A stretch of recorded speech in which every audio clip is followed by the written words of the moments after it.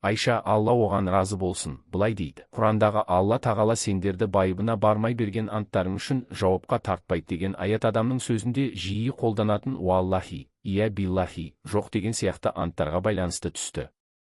Жоғарыдағы мәтін Бұхариден алынған. Ол хадисті Әбу Дәуд һәм Алла елшісінің сөзі ретінде, һәм Әзірет Айшаның сөзі ретінде екі түрде риуаят еткен. Имам Малик Муаттада бұл хадиске қатысты былай деген: бұл мәселеде естігенімнің ең жақсысы мынау: аятта айтылған лағу анты, байыбына бармай ант беру, біреудің қателесіп немесе айтқаным дұрыс деп ойлап бір нәрсе жайлы берген анты, бірақ ол кейін қателескенін, ойлағандай емес екенін түсінсе, бұндай антқа кәффарат керек емес. Алайда біреу бір адамның күнәһар және өтірікші екенін біле тұра біреулерді риза ету немесе бір пайдаға кенелу үшін ант берсе, бұл сондай ауыр күнә, оның кәффараты жоқ. Түсіндірме: біреуді алдау деген ойы жоқ. Әйтеуір әдет ретінде мұндай сөздерді айта беруге шариғат терминде лағу анты деп айтады. Бұндай анттарда жаңылысқан болса да кәффарат керек емес. Бірақ біреуді алдау, бір нәрсеге ие болу, кейбіреулерге жағыну сияқты материалдық және рухани пайданы күйттеу ойымен өтірік екенін біліп тұрып ант беретін болса, бұл өте ауыр күнә, оның кәффараты жоқ. Бұлай жасағанына өкініп, пұшайман болған адам зорлықпен алған дүниені қайтарып берген соң тәубе етеді. Шын жүректен тәубе ету арқылы Алла тағаланың кешірімінен үміт етеді. Өйткені ол мейірімділердің ең мейірімдісі, барлық күнәні кешіруші. Каффарат көбінесе келер шақпен айтылып, бір нәрсені жасау немесе жасамауға байланысты айтылған анттарға қатысты, яғни ант беріп айтқаны орындалмайтын болса, каффарат керек. Ибн Аббас Құран кәрімдегі: егер аталмыш мерзім ішінде күйеулері олармен қайта татуласуды қаласа, оларды өздеріне қайта жар етуге өзге еркектерге қарағанда күйеулері әлдеқайда лайық һәм құқылы. Аяты хақында былай деп айтты: ер адам әйелімен 3 талақ айтып ажырасса да, әйелін қайта жар етуге өзге еркектерге қарағанда күйеулері әлдеқайда лайық һәм құқылы еді. Алайда бұл үкім Алла тағаланың мына сөзімен насық етілді: үкімі жойылды. Талақ кезегі 2-ге дейін, яғни әйеліне бір немесе 2 мәрте талақ айтқан адам әйелімен татуласып жатса, екеуі қайта қосыла алады.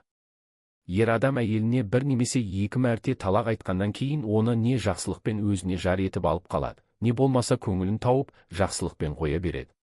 Уруа ибн Зубайр былай дейді: жахилия дәуірінде біреу әйелімен ажырасып, ғиддат мерзімі аяқталмай жатып қайта алғысы келсе, алуға құқылы болды.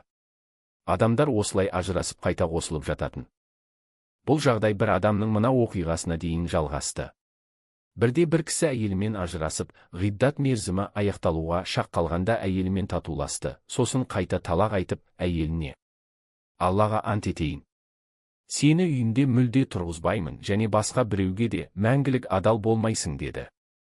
Әйелі: бұл қалай болады деп сұрағанда ол: сенімен ажырасамын, ғиддат мерзімің толмай жатып сені қайталамын, бұл осылай жалғасып кете береді деді. Бұл оқиғадан кейін әйел Әзірет Айшаға барып, болған жайтты айтып шешімін сұрады. Бұған Әзірет Айша жауап бермей, Расулалланы күтті. Расулалла саллаллаху ғалейхи уә сәлем келгенде, Әзірет Айша оқиғаны айтып еді. Ол да жауап бермей, уахидің келгенін күтті. Осы оқиғадан кейін Алла тағала мына аятты түсірді: талақ кезегі 2-ге дейін, яғни әйеліне бір немесе 2 мәрте талақ айтқан адам әйелімен татуласып жатса, екеуі қайта қосыла алады.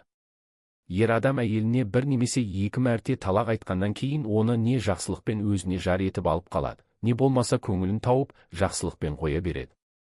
Сол күннен бастап адамдар талақтың осы жаңа түріне жүгінді, ажырасқаны да, ажыраспағаны да. Түсіндірме: аятта айтылған талақ кезегі 2-ге дейін сөзін былай түсінген: ражиғи талағы 2 рет, 3-ші талақтан кейін ружуғ, яғни сол әйелді қайта алу жоқ.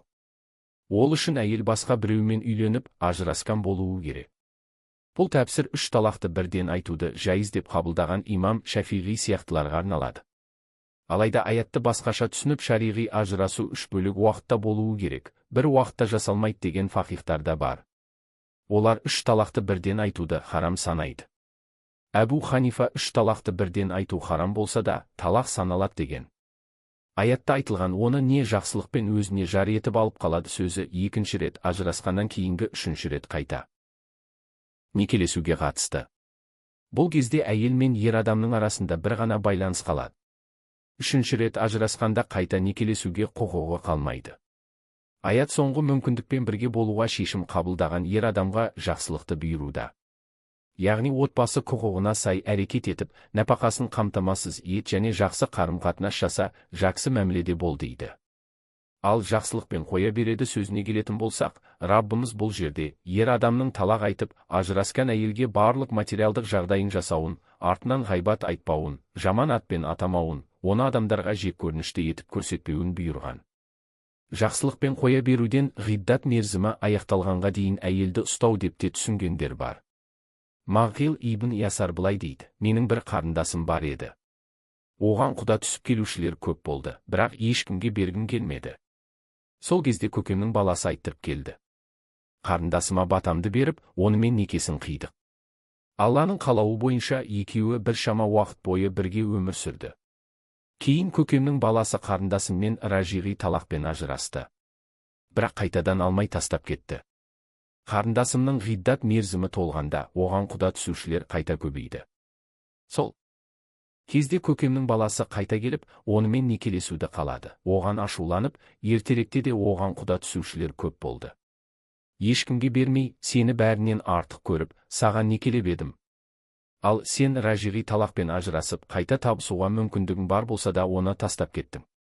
Оның ғиддат мерзімі толып, адамдар құда түсіп келе бастап еді. Сен де айттырып келіп отырсың.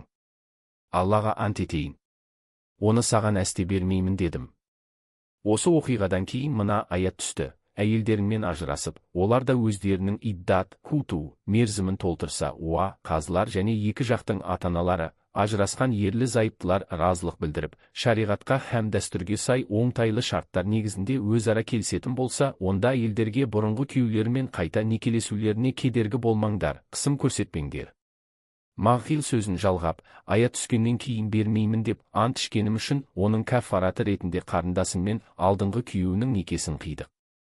Бұхаридің бір риуаятында былай делінген: Расулалла саллаллаху ғалейхи уә сәлем Мағилді шақырып, аятты өзіне оқытты. Бұдан кейін ол сылтауларын бір шетке ығыстырып қойып, Алланың бұйрығына бойсұнды. Ибн Аббас Құранның ғиддат мерзімін күтіп отырған, яғни тұл немесе күйеуімен бір жолата ажырасқан әйелдерді алуды ойласаңдар, бұл ниеттеріңді аталмыш мерзім ішінде оларға тұспалдап қана білдірсеңдер күнә арқаламайсыңдар деген аятның мақсаты, үйленгісі келген кісінің мен некелескім келеді, әйелге қажеттілігім бар, салихалы әйелмен бірге болсам деймін деп айтуы деп түсіндірген. Түсіндірме. Жоғарыда мағынасының бір бөлігі берілген аяттан ғалымдар екі тыйым мен екі мубах үкім шығарған. Тыйым, ажырасқан немесе күйеуі қайтыс болып, ғиддат мерзімінің толуын күтіп отырған жесір әйелге үйлену немесе үйленуге ашық ұсыныс білдіру. Мубах, сездірмей іште сақтаумен тұспалдап айту. Яғни, ғиддат мерзімінің толуын күтіп отырған әйелге үйленуге тыйым салынғаны сияқты, үйленуге ашық ұсыныс жасауға да тыйым салынған. Ибн Аббас аяттағы ишаратпен білдірген сөзді тұспалдап айту деп аудардық. Әзірет Али былай дейді: Расулалла саллалламу ғалайхи уә сәллам, Хандақ шайқасында күн батқанға дейін бізді намаздан қалдырған үшін Алла тағала олардың үйлері мен қабірлерін отпен толтырсын деді. Бір риуаятта бізді ортаңғы намаздан екінті намазы қалдырды делінген. Басқа бір риуаятта екінті намазын кейін ақшам мен құптанның арасында оқыдық делінген. Түсіндірме. Ортаңғы намаздың қай намаз екеніне әр түрлі көзқарас бар. Бұл Құран кәрімде жеке дара аятпен маңыздылығы білдірілген хадис аталмыш намаздың екінті намазы екеніне өте қуатты дәлел бола алады. Көпшілік ғұламалар да осылай қабылдаған. Риуаяттардан байқағанымыздай, өзге уақыттағы намаздарға да ортаңғы намаз деп айтылған хадистер бар. Мұндай қайшылықты жағдайларда ең қуаттысына жүгіну керек. Әзірет Айшаның азаттық берілген құлы Әбу Юнус былай дейді: Әзірет Айша маған бір мұсхаф жазуды бұйырып, 5 уақыт намазға, әсіресе ортаңғы намазға өте мұқият болыңдар деген аятқа келгенде маған хабар бер деді. Мұсхафты жазып жатып сол аятқа келгенімде Әзірет Айшаға хабар бердім. Ол маған былай деп қосып жаздырды: 5 уақыт намазға, әсіресе ортаңғы намазға, екінті намазына өте мұқият болыңдар, яғни кемеліне жеткізіп, үзбей әрі уақытылы оқыңдар, және мен бұны Расулалладан естідім деді. Түсіндірме. Әзірет Айшаға телінген бұл риуаятта екінті намазына деген сөзі Құранның сөзі болуы керек. Бұны тәпсір риуаяты деп жорамал жасамаған жағдайда шәз қирағат деп қабылдаймыз. Нәуауи былай дейді: шәз қирағат дәлел бола алмайды. Бұған Алла елшісінің хадисі деп қарай алмайсың. Өйткені қирағатты жеткізген адам оны Құран деп жеткізген. Ал Құран ижмақ және тәуәтурмен нақты болады. Сөз етіліп отырған риуаяттың Құран емес екені нақты болса, хадис емес екені де кесімді.